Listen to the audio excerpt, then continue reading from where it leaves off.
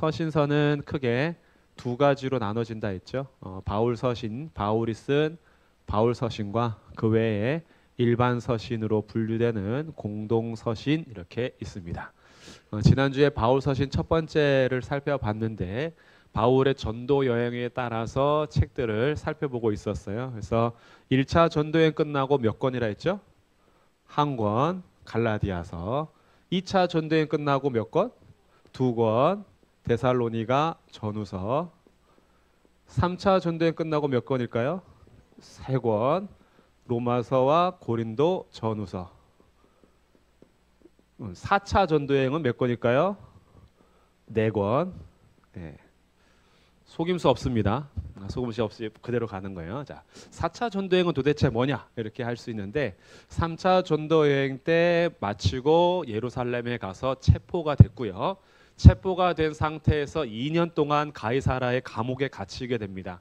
그 2년의 기간 동안에 누가가 예루살렘으로부터 시작하여서 갈릴리를 다니면서 예수님의 행적들을 다 모으는 시간이 돼요. 그 2년 동안. 그리고 누가가 바울과 함께 다니는 사람이잖아요. 그래서 누가복음과 사도행전을 기록할 수 있는 아주 귀한 또 시간이 되기도 하는데 2년이 끝나고 나서 바울이 로마 시민으로서 가이사에게 상소를 했기 때문에 풀려날 수도 있었지만 무죄가 판명이 되어서 풀려날 수 있었지만 상소한 것에 따라서 로마로 가게 됩니다. 그래서 4차 전도여행은 로마행입니다. 로마로 가게 되는 로마행이 4차 전도여행인데 죄수의 신분으로 출발을 했기 때문에 배에 타서 죄수의 신분으로 이동하게 되고요.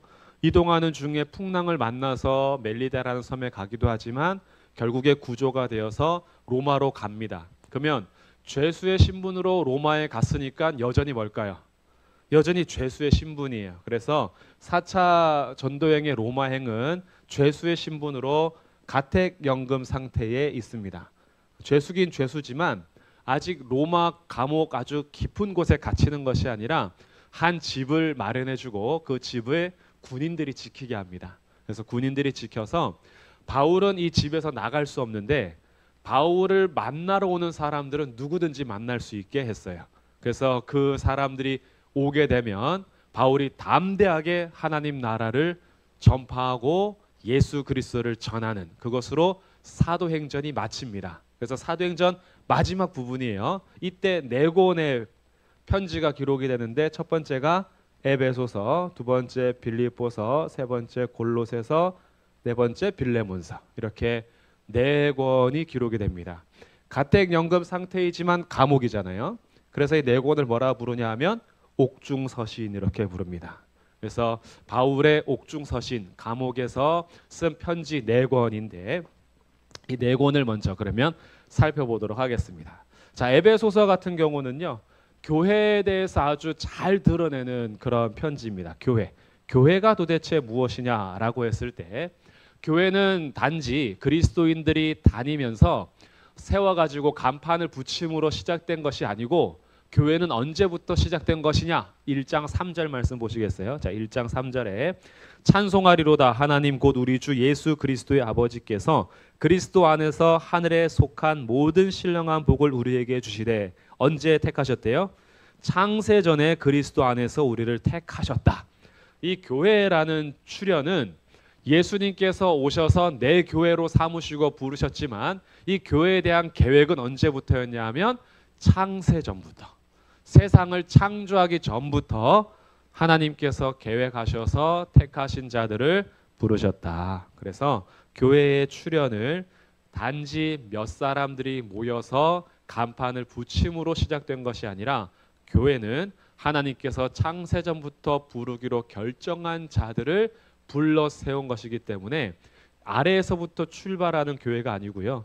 위에서부터 출발하는 교회로서 교회가 무엇인지를 가르쳐 줍니다. 그래서 에베소서를 잘 읽으면요. 교회에 대해서 교회의 영광이 무엇인지 알게 돼요. 교회의 영광.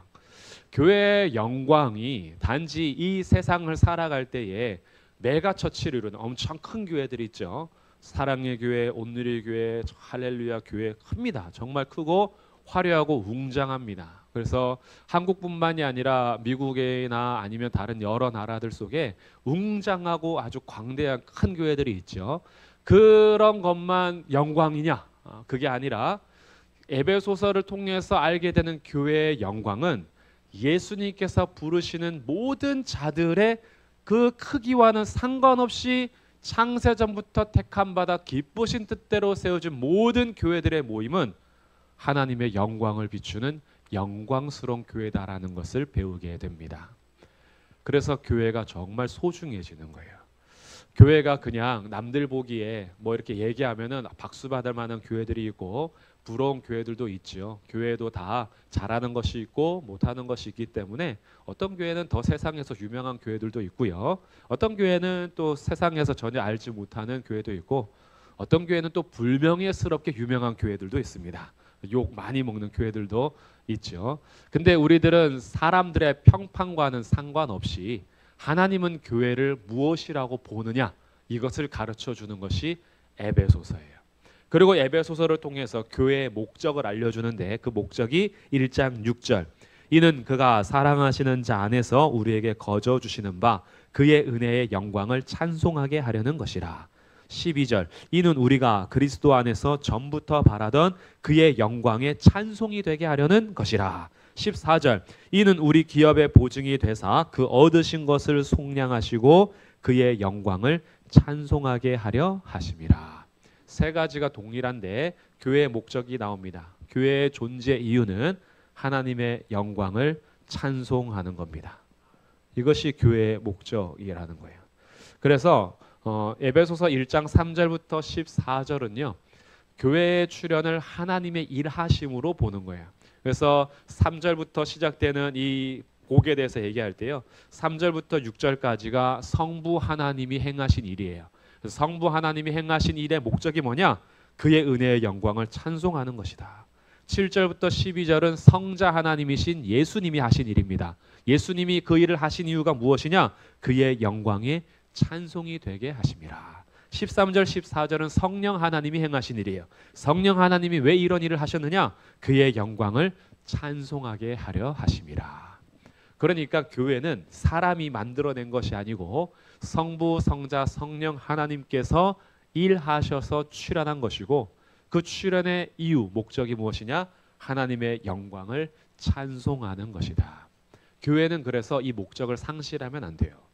교회의 목적은 우리 존재의 이유는 하나님의 영광을 찬송하는 것입니다.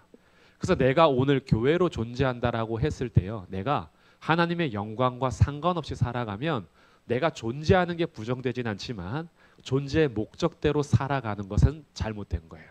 우리 존재의 목적은 우리의 방향은 하나님의 영광을 찬양하는 대로 교정이 되어야 하고 맞춰져야 합니다. 그것이 우리를 부르신 부름의 뜻대로 살아가는 거예요. 그러면 이렇게 하나님의 영광을 위해서 하나님의 영광을 찬송하는 집단이라면 그 집단이 2명이든 3명이든 존재 목적대로 사는 교회이기 때문에 그 교회는 영광스러운 교회가 되는 겁니다. 그런데 수만 명이 모여도 수만 명이 모였으면 좋긴 하겠네요.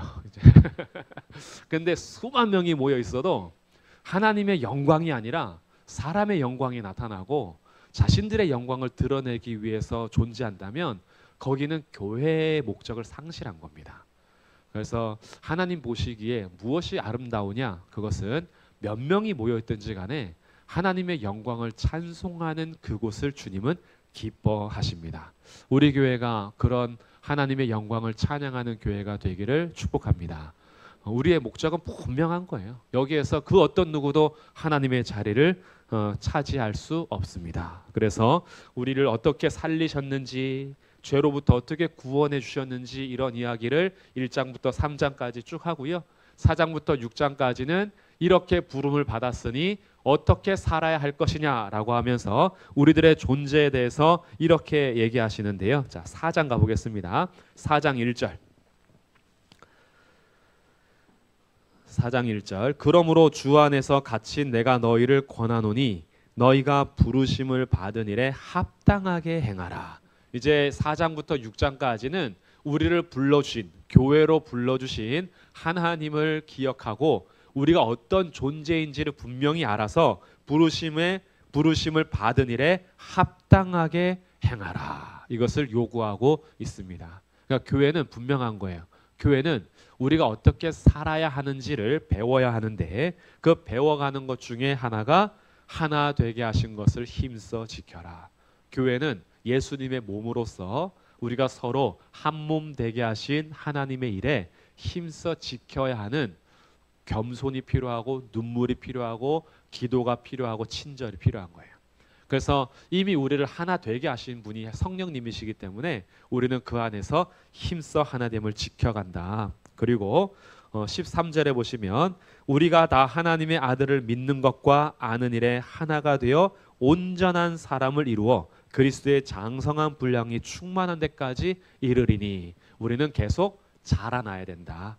성령께서 하나 되게 하신 것을 힘써 지켜갈 뿐 아니라 우리는 온전히 하나를 이루어서 함께 성장해 가야 한다. 그래서 교회는 하나님을 예배하는 예배가 너무 당연히 필요하죠. 그 영광을 찬송하는 자리.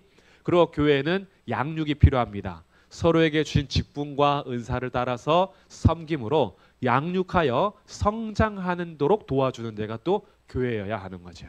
그래서 교육이 아주 중요한 거예요. 교육이라는 것은 다음 세대들인 어린 아이들만 얘기하는 게 아니에요. 주일 학교라 그러면 우리는 초등부, 중고등부 이렇게 생각하잖아요. 주일 학교는 주일에 배우는 모든 학교를 주일 학교라고 합니다. 그러니까 우리는 주일 학교의 장년부신 거예요. 장년부 주일 학교 학생들입니다. 그래서 이 주일 학교의 존재 이유는 뭐냐 하면 믿는 것과 아는 일을 하나가 돼서 자라나는 것. 우리가 뭘 믿는지 배우라 이거예요. 우리가 무엇을 알아야 하는지 잘 배우라 이거죠. 그래서 어디까지 자라야 하냐 하면 예수님께까지 자라야 돼요. 그래서 저는 우리 성도님들이요, 예수님 닮아가는 작은 예수들이 되기를 축복합니다. 신앙생활이 오래될수록 그분을 보면 예수님의 향기가 나는 거예요. 작년보다 올해가 더 성장했어야 돼요. 작년보다 하나님을 더 알았어야 되고 작년보다 하나님께 더 가까이 갔어야 돼요. 만약에 올해를 돌아봤을 때 그게 안 되셨잖아요. 그러면 회개하고 내년에 다시 목표 삼는 거예요. 하나님, 2023년보다 2024년에 더 장성한 분량에 이르기를 소망합니다. 우리는 계속 자라나야 되는 거예요. 신앙생활의 끝, 이제 나는 더 이상 알 것 없어, 난 더 이상 바랄 것도 없어 라고 끝이 없어요. 왜냐하면 우리 성장의 목표가 예수님이기 때문에요. 예수님께까지 자라려면 아직도 멀었습니다.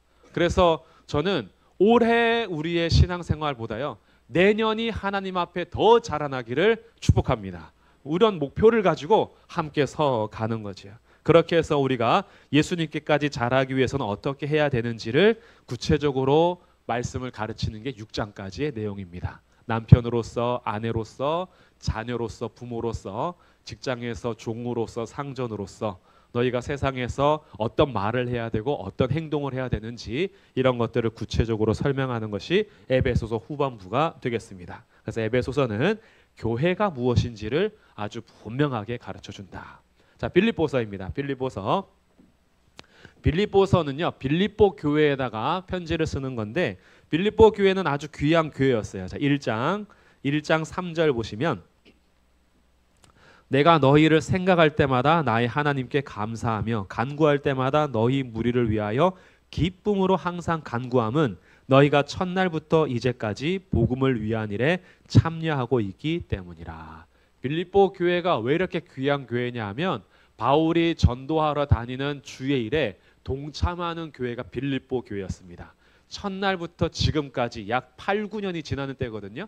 8, 9년이 지나는 때 빌립보서를 쓰고 있는 이때까지도 그 빌립보 교회가 잊어버리지 않고 계속 선교하는 일에, 바울이 사역하는 일에 동참하고 있는 거예요. 그러니까 생각할 때마다 너무 귀하고 너무 감사한 거예요. 그래서 빌립보 교회를 위해서 생각할 때마다 기쁨으로 간구하고 감사함으로 하나님께 아뢰답니다. 우리 교회 성도들의 교제가 이렇게 되기를 축복합니다. 생각할 때마다 저거 안 데려가나 이러지 말고 생각할 때마다 감사하다. 우리가 이렇게, 저희 교회가 지금 48년 됐잖아요. 48년 동안 우리가 처음부터 쭉 오신 분은 사실 소수지만 중간중간에 벌써 신앙생활 하신 지 20년, 30년, 40년 이렇게 되시고 또 가깝게는 5년, 10년 이렇게 되실 때 우리가 생각할 때마다 우리 교회가 지금까지 지켜올 수 있었던 이유가 그분들의 기도, 그분들의 인내, 그 여러 가지 풍파를 겪으면서 견뎌왔던 시간들, 이제 어느 정도 양보하고 사랑하기 위해서 애쓰고 이런 것들 생각할 때마다 신성교회 누구누구 생각하면 정말 기쁨과 감사함으로 기도한다.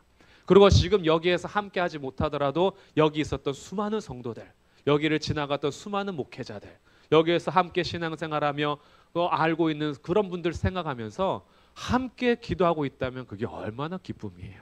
그래서 이런 것들이 교회가 함께 지어져 가는 것이고 또 생각할 때마다 감사가 되는데, 혹시 어제까지 조금 기분이 나쁘셨더라도 오늘부터 생각할 때마다 감사가 넘치고 기쁨이 넘칠 수 있는 그런 교회가 되기를 바랍니다. 그래서 이런 관계가 바로 빌립보 교회와 바울의 관계였어요. 그래서 너무 감사해서 너네들이 나를 위해서 걱정해 줄 걸 안다. 왜? 이렇게 귀한 교회인데 지금 바울은 감옥에 있잖아요.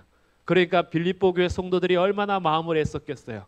바울이 복음을 전하다가 감옥에 갇히고 죽을지 살지도 모르는 불안한 미래 속에서 그들이 걱정하고 있을 때 걱정 안 해도 된다. 나는 갇혀 있을 줄 몰라도 복음은 갇혀 있지 않더라. 오히려 내가 여기 안에 갇혀 있는데 복음은 막 일하는데 나를 반대했던 사람들을 통해서도 복음이 전파되고 나를 위해서 협력해 주는 사람들을 통해서도 복음이 막 전파되는 거 보면서 사람은 감옥에 갇혀 있을 수 있어도 주님의 일하심은 갇혀 있을 수가 없구나. 그러니 우리 안에 시작하신 하나님의 일은 결코 멈추지 않을 거니까 오히려 기뻐한다.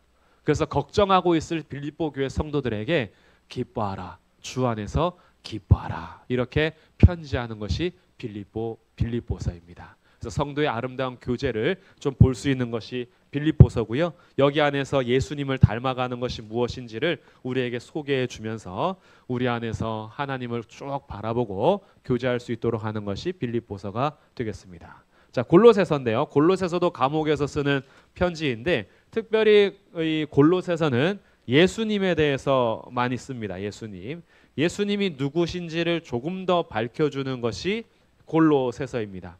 왜냐하면 이 골로새 지역에 있는 교회가 천사 숭배와 그리고 다른 어떤 율법에 대한 신앙 때문에 조금 문제가 있었어요. 특히 천사들을 숭배하는 사상들이 유대인들 사이에 있었거든요.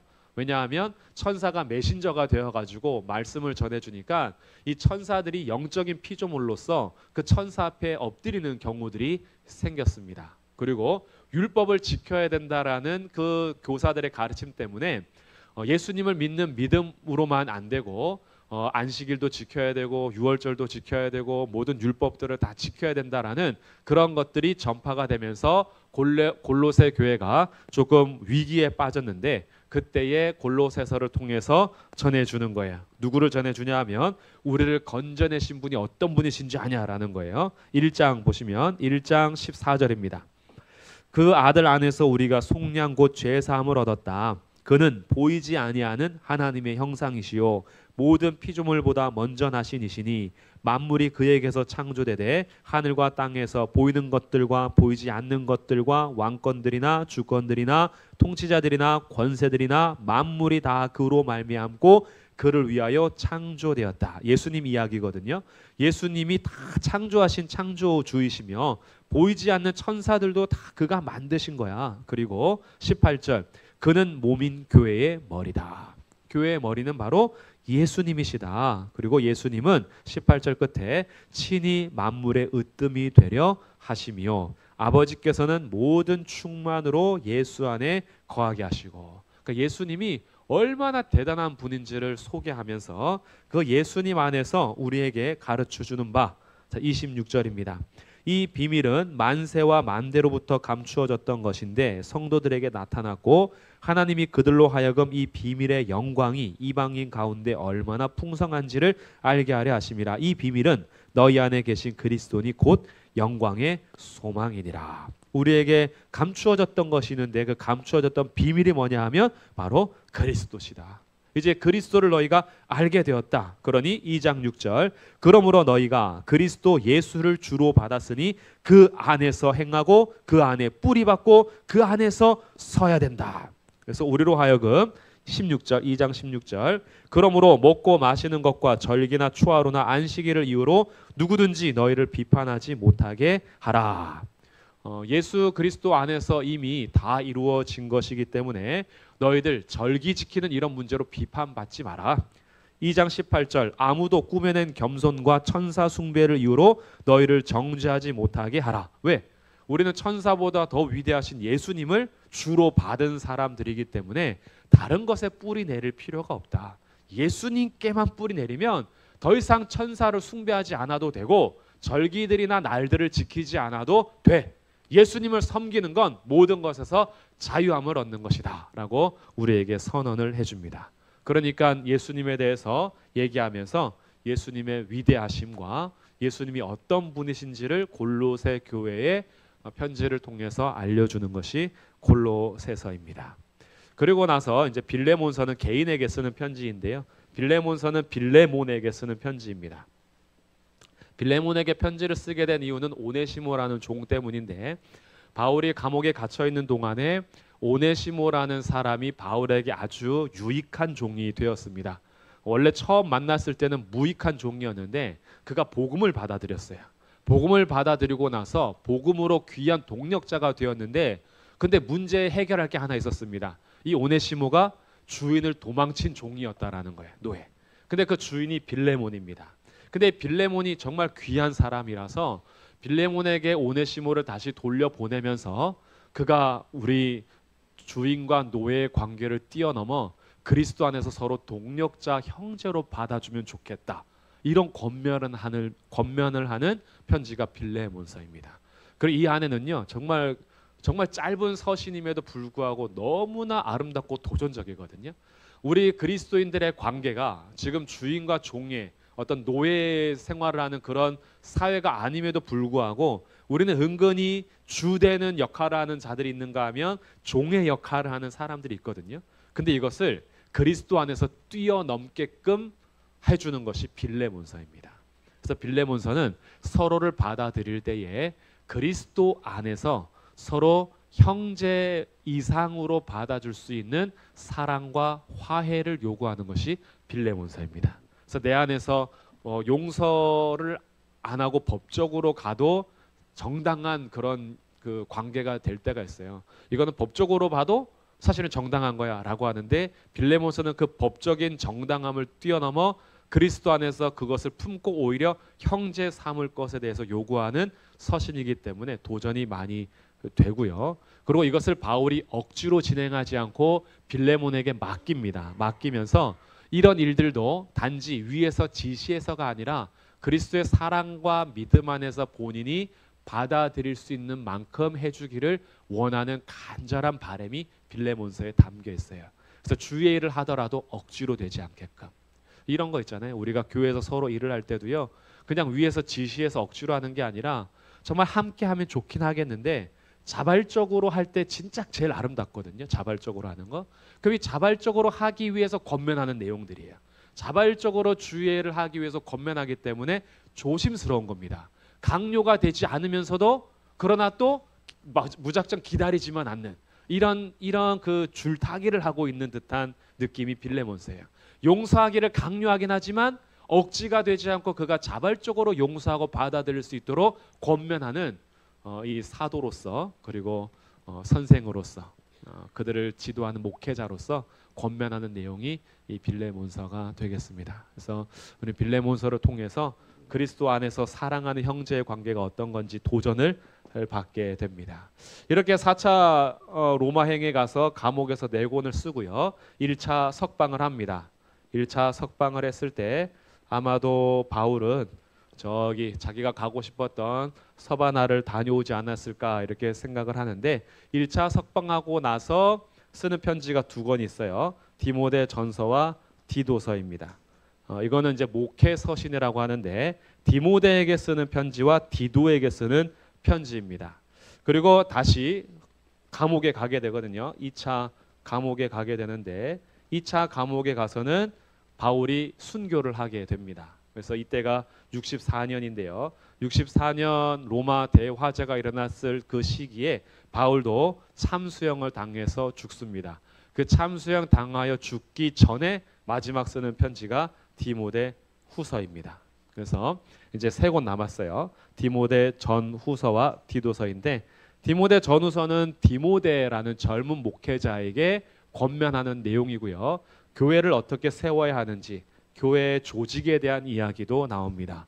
장로를 세울 때는 어떤 사람을 세워라, 감독을 세울 때는 어떤 사람을 세우고, 집사를 세울 때는 어떤 사람을 세워야 한다라는 목회적인 권면을 통해서, 교회라는 그 공동체도 조직이거든요. 사람들이 모이기 때문에 조직이 필요하고, 이 조직은 조직이 서기 위한 것이 목적이 아니라 주의 일, 이 살아계신 하나님의 교회를 바르게 책임지고 운영하기 위해서 조직이 필요한 거죠. 그래서 일꾼들을 세울 때 어떤 사람들을 세워야 하는지를 디모데에게 가르쳐주는 서신서를 통해서 오늘날 우리들에게도 기준점이 되는 거예요. 어느 정도 기준점. 그리고 이때 당시 1세기 때의 기준점이요, 21세기 2000년이 지나는 이 시간 동안에 지금 봐도 이게 정말 탁월한 기준인 거예요. 오늘날 오히려 우리가 너무 부끄러울 정도로, 우리들은 이런 기준에 봤을 때 너무 미치지 못하는 기준이 아닌가라고 할 정도로 정말 귀한 기준들인데, 자, 디모데 전서 한번 볼까요? 자, 디모데 전서에 가시면 3장입니다. 디모데 전서 3장 1절. 이 미쁘다 이 말이여 곧 사람이 감독의 직분을 얻으려 한다면, 감독은 장로 그리고 오늘날 목회자, 장로님들, 여러 교회 어른들로 생각하시면 되겠습니다. 그런 사람들은 먼저 선한 일을 사모하려 하는 것인데, 감독은 책망할 것이 없으며 한 아내의 남편이 되며 절제하며 신중하며 단정하며 나그네를 대접하며 가르치기를 잘하며 술을 즐기지 아니하며 구타하지 아니하며 오직 관용하며 다투지 아니하며 돈을 사랑하지 아니하며 자기 집을 잘 다스려 자녀들로 모든 공손함으로 복종하게 하는 자라야 할지며, 자기 집을 다스릴 줄 알지 못하면 어찌 하나님의 교회를 돌볼 수 있겠느냐. 새로 입교한 자도 안 된다. 교만하여져서 마귀를 정죄하는 그 정죄에 빠질까 하며, 외인에게, 이 믿지 않는 사람들 교회 바깥에서도 선한 증거를 얻는 자라야 할지니 비방과 마귀의 올무에 빠질까 염려하라. 이게 감독의 조건이었어요. 교회의 어른으로서 장로나 목회자, 감독으로 세워지려면 이 기준으로 너희들이 잘 살펴봐야 한다. 당시에 한 아내의 남편이 된다는 것은 정말 높은 기준이거든요.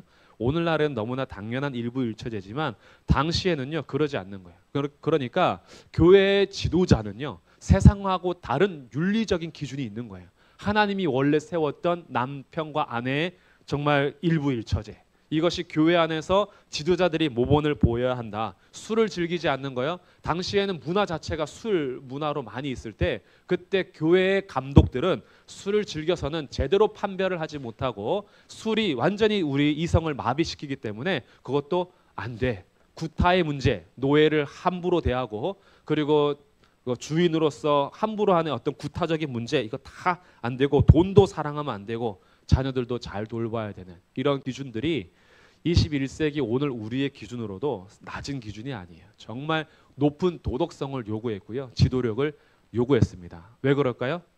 교회를 돌보기 위해서. 교회가 얼마나 소중한 곳인지 아냐. 교회는 세상에 하나님께서 창세전부터 계획하신 교회로서 일꾼들이 그 교회를 잘 세웠으면 좋겠다. 이런 내용들이고, 집사들도 마찬가지입니다. 8절에 이와 같이 집사들도 정중하고 일구이연하지 않고 술에 임박이지 않고 더러운 이익을 탐하지 않고 깨끗한 양심의 믿음의 비밀을 가진 자여야 한다. 그래서 먼저 시험하여 보고 책망할 것이 없으면 집사의 직분을 맡게 할 것이요. 이런 기준이 필요했던 거죠.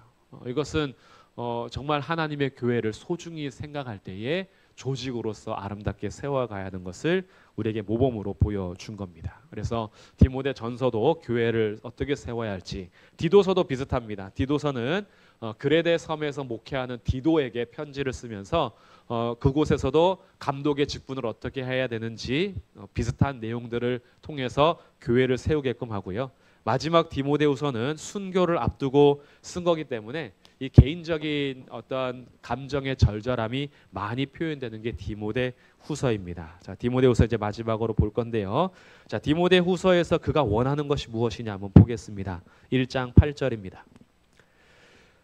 디모데후서 1장 8절. 그러므로 너는 내가 우리 주를 증언함과 또는 주를 위하여 갇힌 자 된 나를 부끄러워하지 말고 오직 하나님의 능력을 따라 복음과 함께 고난을 받아라.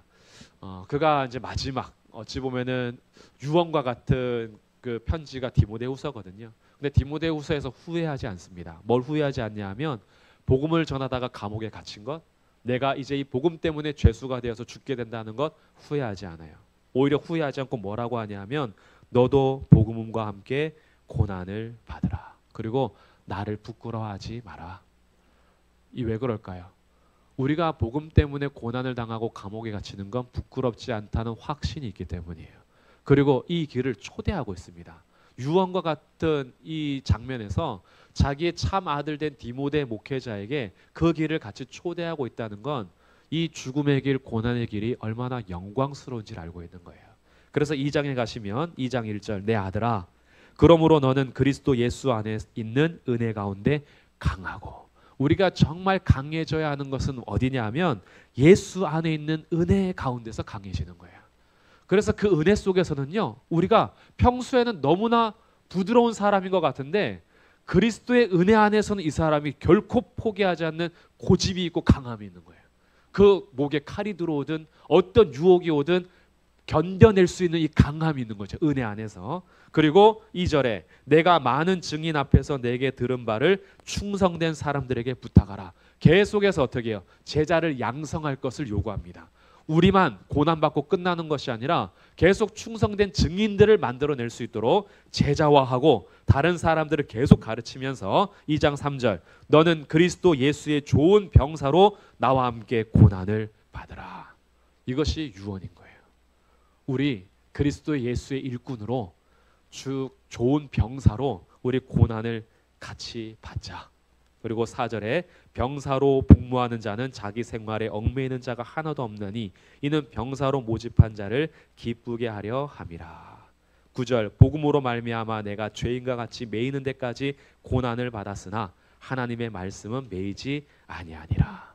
그러니 고난을 초대하면서도요 하나님의 일이 얽매이지는 않더라. 그리고 3장에 가시면 3장 12절 무릇 그리스도 예수 안에서 경건하게 살고자 하는 자는 박해를 받을 것이다. 악한 사람들, 속이는 자들이 점점 악해져서 속이기도 하고 속기도 할 것이지만 14절 너는 배우고 확실한 일에 거하라.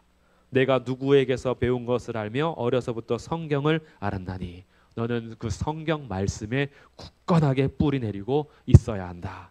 4장 2절 너는 말씀을 전파하라. 때를 얻든지 못 얻든지 항상 힘쓰라. 4장 5절 그러나 너는 모든 일에 신중하여 고난을 받으며 전도자의 일을 하며 내 직무를 다하라. 전제와 같이 내가 벌써 부어지고 나의 떠날 시간이 가까웠구나. 나는 선한 싸움을 싸우고 나의 달려갈 길을 마치고 믿음을 지켰으니 이제 후로는 나를 위하여 의의 면류관이 예비되었으므로 주 곧 의로우신 재판장이 그날에 내게 주실 것이며 내게만 아니라 주의 나타나심을 사모하는 모든 자에게 주님께서 의의 면류관을 주실 것이다. 그러니 너는 고난을 피하지 말고 우리 박해를 너무 두려워하지 말고 우리 복음과 함께 고난을 받고 주의 군사로서 전도자의 직무를 다하자. 그러면서도 바울이 너무 추운 거예요. 너무 추워서 옷도 좀 가져다 다오. 그리고 아직 써야 되는 책이 있는데 가죽도 좀 가져다 다오. 이러면서 자기의 개인적인 부탁까지 하면서 인사를 나누는 것이 디모데후서가 되겠습니다. 얼마나 멋져요. 디모데후서를 읽으면요. 바울의 심정을 읽어가면서 이 마지막 때에 우리가 어떤 마음을 잃지 말아야 하는가라는 것을 많이 돌아보게 되는데 바울뿐만이 아니라 디모데뿐만이 아니라 오늘 우리들도요. 그리스도의 좋은 병사로 부름 받았음을 잊지 마십시오. 우리는 주님의 군사들입니다. 주님의 군사들은요. 자기 생활에 얽매이는 것이 아니라 우리를 부르신 자가 누구인 줄 알고 부르신 부름 앞에 기쁨으로 우리 부르신 자를 기쁘게 하기 위해서 달려가는 자들입니다. 이런 병사로 우리가 초대되었고 우리는 그렇게 계속 병사들을 만들어내는 군사 훈련소와 같은 곳이 교회입니다. 그래서 교회는 우리의 가르침과 우리의 양육과 우리의 예배를 통해서 우리가 계속해서 주님의 군대로서 주님의 군사로서 훈련되고 커가는 곳이 장성한 분량에 이르는 데까지 성장하는 것이 교회입니다. 그래서 언제든지요 나를 돌봐주고 양육하기만을 기다리지 말고 이제 우리가 누군가를 양육하고 섬기며 같이 봉사하고 주님의 일꾼으로 군사로서 계속 우리는 서야 하는 그런 존재임을 잊지 마시고 여기에는 그 나이 괜찮습니다. 건강하지 못해서 내 몸 하나 간수하기 힘든데 라고 하시는 분들 괜찮습니다. 주님의 군사들은요 먼저 기도함으로 섭니다. 할렐루야. 예, 기도할 수 있습니다. 그리고 주님의 군사들은요 말씀 위에 든든히 설 수 있습니다. 우리에게 말씀 주셔서 강건하게 하실 것입니다. 그래서 기도와 말씀을 통해서 은혜 가운데 강하게 하실 것이고 우리의 힘이나 능력이 아니라 주의 성령의 능력으로 군사답게 서게 하실 것입니다. 그래서 우리를 부르시는 그날까지 우리의 몸은 쇠해지더라도 주님의 병사로서 담대하게 주의 길을 걸어갈 수 있는 우리 모든 성도들이 되시기를 주님의 이름으로 축복합니다.